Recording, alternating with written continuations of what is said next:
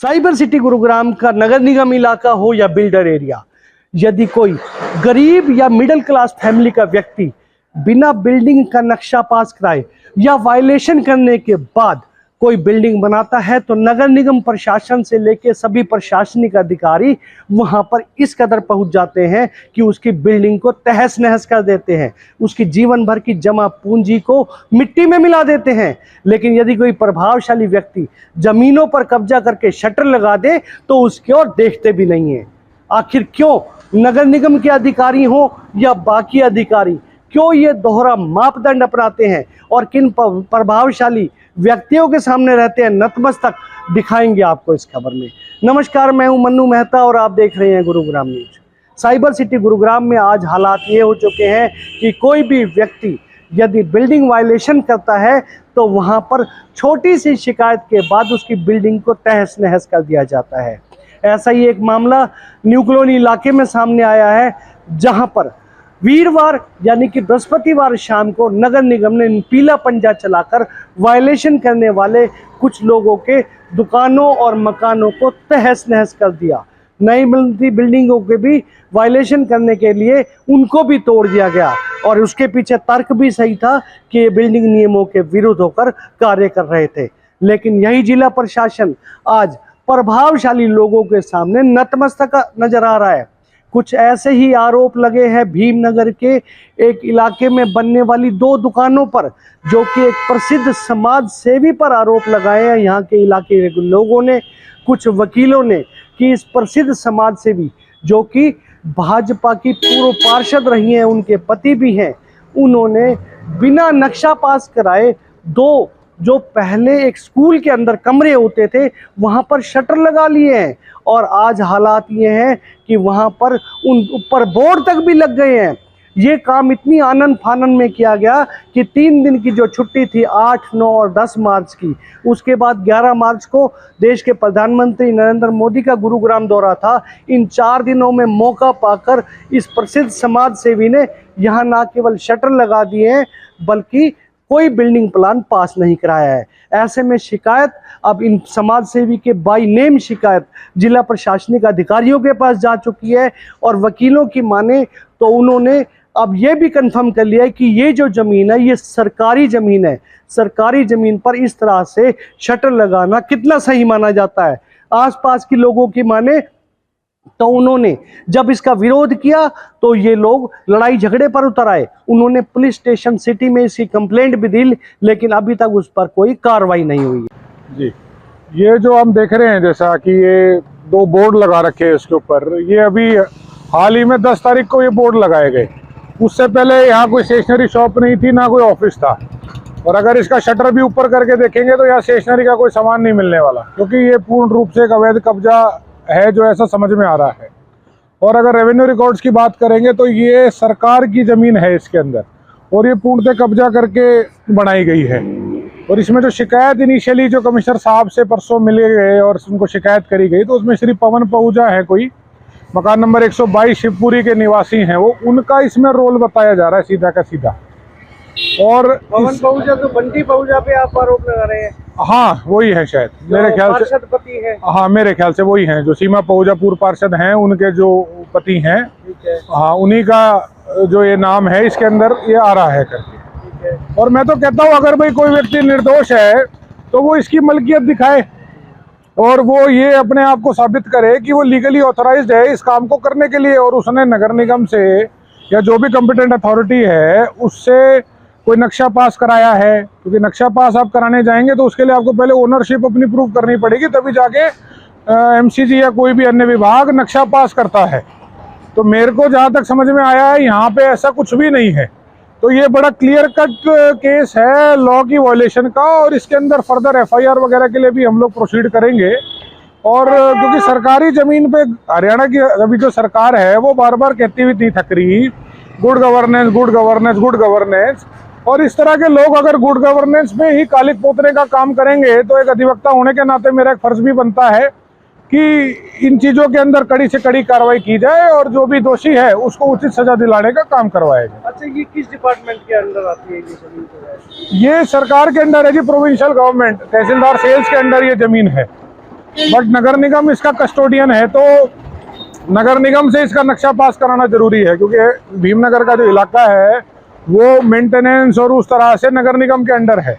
तो यहाँ पे अगर कुछ भी बिल्डिंग में अगर इनको चेंजिंग करनी है, कोई नया कुछ बनाना है, तो उसके लिए कोई CLU करानी है या कोई नक्शा पास कराना है, तो वो नगर निगम से ही कराना पड़ेगा। क्या आप आरोप लगा रहे हैं कि प्रभावशाली लोगों के आगे आज एडमिनिस्ट्रेशन चुप बैठा है? नहीं, एडमिनिस्ट्रेशन अपना काम कर रहा है। दरअसल क्या था भाई साहब, ये बड़ा योजनाबद्ध तरीके से किया गया पवन पहुजा जी द्वारा। कैसे? 8, 9, 10 तीन दिन की लगातार छुट्टी थी। 11 तारीख को माननीय प्रधानमंत्री जी ने द्वारका एक्सप्रेसवे का उद्घाटन करना था गुरुग्राम विभाग का, तो सारे प्रशासन की जिम्मेवारी उस सारे कार्यक्रम के लिए लगी हुई थी। तो 3 छुट्टियों में 8 तारीख को ये काम शुरू करा गया, तो 11 तारीख वो वर्किंग डे था, पर सारे प्रशासनिक अधिकारी व्यवस्था में व्यस्त थे, तो वो भी एक तरह से छुट्टी का दिन हम उसको कह सकते हैं प्रैक्टिकल रूप से। तो ये 4 दिनों का इन्होंने प्रशासन की व्यवस्था का इन्होंने नाजायज फायदा उठाने का काम किया है। सबसे पहले आपको इस पूरे जो शटर लगी हुई दुकानों की भौगोलिक स्थिति के बारे में बताएं, तो आपको बताते हैं कि ये कभी किसी समय भीमनगर में एक बड़े पार्क की जमीन हुआ करती थी। धीरे धीरे यहाँ पर एक पीछे मंदिर हुआ करता था, और मंदिर के जो मैनेजमेंट कमेटी थी, जो प्रधान थे, उन्होंने कुछ समय पहले यहाँ दुकानें बनाना शुरू कर दिया था। लेकिन कई सालों पहले जब इसका विरोध हुआ, तो यही मंदिर मैनेजमेंट कमेटी ने, उस समय जो प्रधान थे, उन्होंने बाकायदा पुलिस को लिखित में दिया था कि अब यहाँ पर कोई भी व्यावसायिक संस्थान नहीं चालू किया जाएगा। उसके बाद यहाँ पर एक SD स्कूल के नाम से स्कूल चलने लगा था। अंदर स्कूल चल रहा है, बाकायदा उसके कमरे हैं, लेकिन एकाएक 3-4 दिन की छुट्टी मिलते ही समाज सेवी साहब, जो कि आजकल इस मंदिर के प्रधान भी हैं, उन्होंने मौका पाकर न केवल पीछे शटर निकाले और 2 दुकानें इसे बना दी, और आनन फानन में यह बोर्ड भी लगा दिए। अब गुरुग्राम के जो वकील हैं, वो इस पूरे मामले की कार्रवाई कर रहे हैं। जिला प्रशासन को इसकी शिकायत दे दी गई है, लेकिन अभी तक कोई कार्रवाई नहीं हो पाई है, और अब ये दुकानें बाहर बोर्ड लगी हुई पूरी तरह से चालू होने की स्थिति में है। सर, ये सारी जगह जो है पहले पार्क की अटैच में थी। पार्क है, आपने देखा है साथ में, पार्क के अटैच में थी। इन लोगों ने धीरे धीरे इस पर जो बाउंड्री करके, 4 दीवारी करके, अंदर से कुछ 1-2 रूम बना दिए कि भैया ये अंदर रूम यूज़ हो रहे हैं। अब इन्होंने एकदम से 8 तारीख को, जब 3 दिन की छुट्टी थी, इन्होंने इसका मौके का फ़ायदा उठाने की सोची कि यहाँ 2 दुकानें बनाई जाए, और उनको जिस तरीके से भी इसको प्रोविज़न रख के सेल करने का, या पगड़ी पे अच्छी पगड़ी लेके इसको बेचने का तरीका निकाला गया है। तो कौन है इसके पीछे ये सारा जो? सर, इसके पीछे, यहाँ पीछे वार्ड नंबर 15 से पूर्व पार्षद सीमा पहुजा, जो इस टाइम भारतीय जनता पार्टी की जिला उपाध्यक्ष हैं, और उनके पति है पवन पहुजा, ये इनका हाथ है। हम इसका जब भी विरोध करते हैं, वो हमारे से गाली गलौज करते हैं, बदतमीजी करते हैं। पवन पहुजा किस बेस पे, क्या वो प्रधान है, क्या है यहाँ? सर, पवन पहुजा सिर्फ मंदिर के प्रधान है, जो यहाँ से लगभग 100 फुट दूर है, उसके प्रधान है। लेकिन ये लोग बाकी की जमीन को सारा अवैध कब्जा करते जा रहे हैं। इसका जो विरोध करता है उससे गाली गलौज करते हैं। आपके साथ भी? मेरे साथ इन्होंने 8 तारीख को मेरे साथ, मेरी मदर के साथ खूब गाली गलौज करी है, जिसकी हमने सिटी थाना, शहर थाना के अंदर एक एप्लीकेशन भी दी है। लेकिन उन्होंने ये कहा कि पहले इस पर आप नगर निगम से कार्रवाई करवाइए। जहाँ तक स्कूल की बात है, तो स्कूल के रजिस्ट्रेशन पर भी सवालिया निशान लगे हुए हैं। शिकायतकर्ता वकील की माने तो 1960-61 तक का ये रजिस्ट्रेशन अब पूरी तरह से खारिज हो चुका है। लेकिन ये तो शिक्षा विभाग को देखना है कि क्या ये स्कूल वास्तव में उनके अकाउंट में आज भी मान्यता प्राप्त है या नहीं है। चलिए, नहीं भी है, स्कूल छोटे बच्चों का चल भी रहा था, तो यहाँ पर बिना बिल्डिंग पास कराए, बिना नक्शा पास कराए कैसे एक का एक यहाँ पर शटर लगा दिए गए। उस समय वो अधिकारी कहाँ थे जो छोटी छोटी हर बातों पर नज़र रखते हैं। आज नगर निगम के नए अधिकारी ये जरूर कहते हैं कि हमने पूरी तरह से हर चीज़ पर नज़र रखी हुई है, लेकिन यहाँ पर नज़र रखने वाले अधिकारी कहाँ थे और क्यों उन पर कार्रवाई नहीं हो रही। पवन पहुजा जी ये कहते हैं कि भाई ये जगह संस्था की है, तो पहली बात तो वो उसको ये दिखाना पड़ेगा कि वो जगह सरकार ने संस्था को दी है। दूसरा, उनको ये दिखाना पड़ेगा कि वो संस्था के लीगली ऑथोराइज्ड रिप्रेजेंटेटिव हैं, कि वो इलेक्शन से प्रधान, सेक्रेटरी, वाइस प्रेसिडेंट कुछ भी चुने गए हों वर्तमान के समय में या पहले भी, तभी वो इसके ऊपर कुछ कर सकते हैं। तो मैं आपके माध्यम से जो भी मेरी बात को सुन रहा है उस बात को मैं बड़ा स्पष्ट कर देना चाहता हूं कि ऑन रिकॉर्ड एज सच अभी तक कुछ भी नहीं है। हमारे पास सिफारिश करवाने के अलावा और कुछ नहीं किया जा रहा, क्योंकि गलत काम को जब रोकने की कार्रवाई चलती है तो लोग तरह तरह के हथकंडे अपनाने की कोशिश करते हैं। पर ये मेरा वादा है कि इसके अंदर न्याय करवाने की हमारी पूरी कोशिश रहेगी और परमात्मा का साथ रहा तो इसमें न्याय जरूर होगा।